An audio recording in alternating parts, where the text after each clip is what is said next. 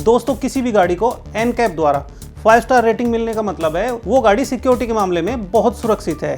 लेकिन ऐसा नहीं है कि जिस गाड़ी को 4 स्टार रेटिंग मिली है वो गाड़ी उससे बहुत कम असुरक्षित है, यानी वो सेफ्टी के मामले में थोड़ी सी कम है लेकिन वो गाड़ी भी सुरक्षित होती है। दोस्तों कमेंट करके जरूर बताइएगा कि आप गाड़ी खरीदते समय क्या देखते हैं, कीमत, माइलेज या फिर सेफ्टी फीचर। अपने इस वीडियो में हम बात करेंगे एनकैप रेटिंग की। एनकैप रेटिंग क्या है, ग्लोबल एनकैप रेटिंग क्या है, कौन सी रेटिंग बेहतर है, ग्लोबल एनकैप या यूरो एनकैप रेटिंग। दोस्तों हम भारतीय गाड़ी खरीदते समय सेफ्टी को कितना प्रायोरिटी पर रखते हैं इसकी भी हम बात करेंगे। और दोस्तों क्या एनकैप रेटिंग में भी घपला होता है? जी हाँ दोस्तों, कई बार इस तरह के आरोप लगे हैं कि एनकैप रेटिंग में भी घपला होता है कि पैसे देकर अपनी गाड़ी की सेफ्टी रेटिंग बढ़वाई जाती है। इसके अलावा अपने इस वीडियो में हम बात करेंगे जिस कार को 5 स्टार रेटिंग मिली है क्या वो कार सबसे बेहतर है सेफ्टी के मामले में या फिर 4 स्टार भी ठीक ठाक होती है सेफ्टी के मामले में। और दोस्तों क्या जो 0 सेफ्टी रेटिंग की गाड़ी है वो आपको खरीदनी चाहिए या नहीं। और दोस्तों सेफ्टी के मामले में क्या कर रही है भारत सरकार, इसकी भी हम बात करेंगे। तो चलिए दोस्तों शुरू करते हैं आज का वीडियो। लेकिन दोस्तों उससे पहले हमारे चैनल को बस फटाफट सब्सक्राइब कर ले और बेल आइकन को जरूर दबा दे ताकि हमारी लेटेस्ट वीडियो की नोटिफिकेशन आपको मिलती रहे। चलिए दोस्तों सबसे पहले बात कर लेते हैं एनकैप रेटिंग है क्या। न्यू कार असेसमेंट प्रोग्राम यानी एनकैप गाड़ी कितनी सुरक्षित है इसको टेस्ट करने का एक मेथड है जिसमें यह देखा जाता है कि गाड़ी की टक्कर होती है तो गाड़ी के अंदर बैठे इंसान के बचने के कितने चांस है या अंदर बैठे बच्चे के बचने के कितने चांस है। इसी के आधार पर गाड़ी को स्टार रेटिंग दी जाती है, यानी जितने ज्यादा स्टार उतनी ज्यादा गाड़ी सुरक्षित है। चलिए अब बात करते हैं ग्लोबल एनकैप रेटिंग क्या है। ग्लोबल एनकैप यानी global new car assessment programme एक ऐसी संस्था है जो इंडिपेंडेंट रूप से नई कारों को कई मापदंडों पर क्रैश टेस्ट कर रेटिंग देती है। ये संस्था टेस्ट की गई कारों को 0 से 5 स्टार रेटिंग देती है। पिछले कुछ सालों में ग्लोबल एनकैप कई देसी और विदेशी कार कंपनियों की सैकड़ों कारों को टेस्ट कर चुकी है। ग्लोबल एनकैप ने 1978 में अमेरिका में पहली बार कार का परीक्षण किया था। इसके बाद कई और देशों ने भी अपने यहाँ बनने वाली कारों को गुणवत्ता रेटिंग देने के लिए निजी स्तर पर एनकैप प्रोग्राम की शुरुआत की। आज यूएस एनकैप के साथ euro NCAP, Australia NCAP, Japan NCAP, एशियाई एनकैप, चीनी एनकैप, लैटिन एनकैप और ग्लोबल एनकैप कारों को टेस्ट रेटिंग देते हैं। हर एक एनकैप के टेस्ट में कारों को रेटिंग देने के तरीके अलग अलग होते हैं। चलिए दोस्तों अब बात कर लेते हैं कौन सी एनकैप रेटिंग बेहतर है, ग्लोबल एनकैप या यूरो एनकैप।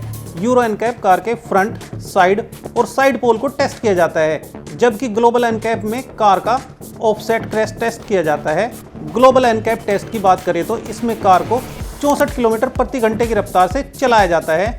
ये स्पीड कारों की एवरेज स्पीड को मानकर तय की जाती है। कार के वजन और आकार की किसी दूसरे ठोस चीज को चलती कार से टकराया जाता है और इन दोनों पर पड़ने वाले प्रभाव को जांचा जाता है। वहीं भारत में होने वाले एनकैप टेस्ट में maximum speed 56 kilometre per hour रखी गई है। ये भारतीय एनकैप अमेरिकी एनकैप द्वारा तय मानकों का उपयोग करता है। भारत में एनकैप के मानकों का 2017 में नवीनीकरण यानी रिन्यूअल किया गया था और ये अक्टूबर 2019 से बिकने वाली सभी गाड़ियों पर लागू होता है। चलिए दोस्तों अब बात कर लेते हैं जितने ज्यादा स्टार क्या उतनी ज्यादा सेफ है कार। तकनीकी तौर पर एनकैप टेस्ट में सबसे कम रेटिंग या स्टार लाने वाली कारें दुर्घटना के समय सुरक्षित नहीं मानी जाती। टेस्ट की गई कारों को 0 से 5 स्टार की रेटिंग दी जाती है। रेटिंग को एडल्ट सेफ्टी, चाइल्ड सेफ्टी समेत कई मानकों पर बांटा जाता है। कार के अंदर ड्राइविंग सीट और पैसेंजर सीट पर मानव आकार में डमी को बिठाया जाता है और क्रैश से उन पर पड़ने वाले प्रभाव की जांच की जाती है। ग्लोबल एनकैप टेस्ट में कार को 1 स्टार रेटिंग देने के लिए कार में ड्राइवर साइड एयरबैग का होना जरूरी है। अभी हाल ही में मारुति सुजुकी की एस्प्रेसो को ग्लोबल एनकैप टेस्ट में 0 रेटिंग दी गई है, जबकि टाटा की नेक्सॉन, महिंद्रा XUV 300 और फोक्सवैगन की टाइगोन को इस क्रैश टेस्ट में 5 स्टार रेटिंग दी गई है। चलिए दोस्तों अब बात कर लेते हैं भारत में सबसे ज्यादा कार बेचने वाली कंपनी मारुति की कारों को एनकैप में क्या रेटिंग मिली है। दोस्तों आप कार खरीदते समय क्या देखते हैं कमेंट बॉक्स में जरूर बताइएगा, क्योंकि आप माइलेज देखते हैं या फिर कार की सिक्योरिटी फीचर देखते हैं या फिर उसका प्राइस देखते हैं कि ये कितनी सस्ती है। हम ऐसा इसलिए आपसे पूछ रहे हैं क्योंकि सबसे ज्यादा बिकने वाली टॉप 10 कारों में मारुति के सबसे ज्यादा मॉडल होते हैं, 2022 में टॉप 10 में मारुति के 7 मॉडल शामिल थे। इनमें से ज्यादातर मॉडल को एनकैप में 0 रेटिंग दी गई है। केवल मारुति की अर्टिगा कार ऐसी है जिसे 3 स्टार रेटिंग मिली है।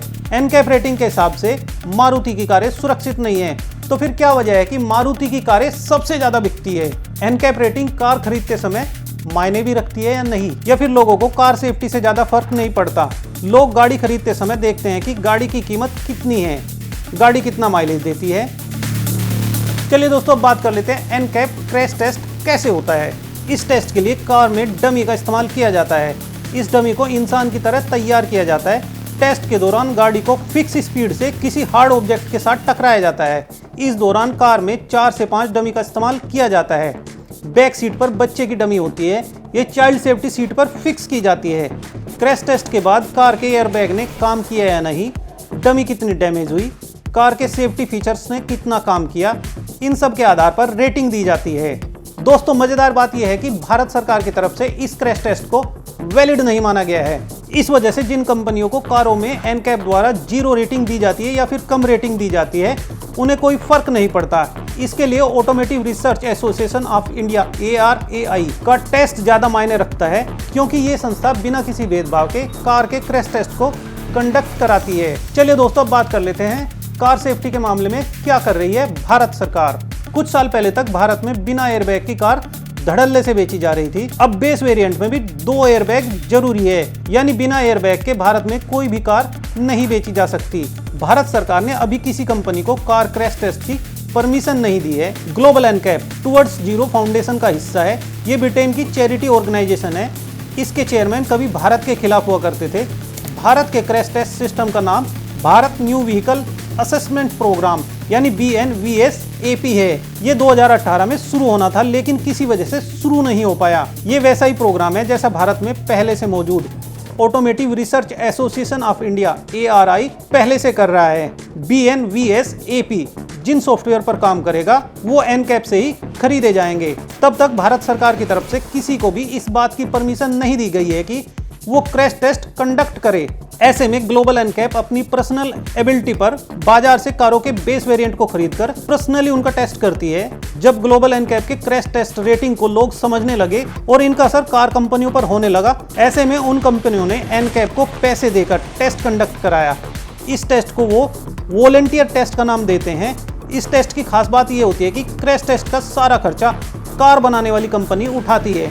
ऐसे में आरोप लगे कि इस टेस्ट में पैसों के लेन देन से कार की रेटिंग बेहतर हो जाती है, यानी एनकैप द्वारा एक तरह की ब्लैकमेलिंग हो जाती है, जिसमें पहले नंबर्स कम दिए जाते हैं, बाद में पैसे देकर नंबर बढ़ा दिए जाते हैं।